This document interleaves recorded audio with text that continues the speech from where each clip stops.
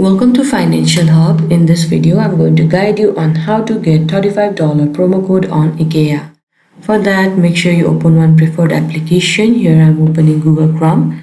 Now at the search bar, you can simply search promo code of IKEA and press enter.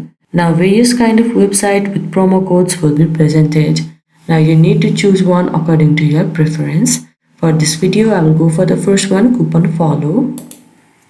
Here now you can see all the promo codes and offer they are having. In case if you don't find the $35 offer, you can go to other website and check it. But in this case, here we cannot find any $35 promo codes. So for this video, we will choose $20 off. Now here at the right side, you can see this show coupon code. You need to click on that. Now within a second, this kind of box will pop up.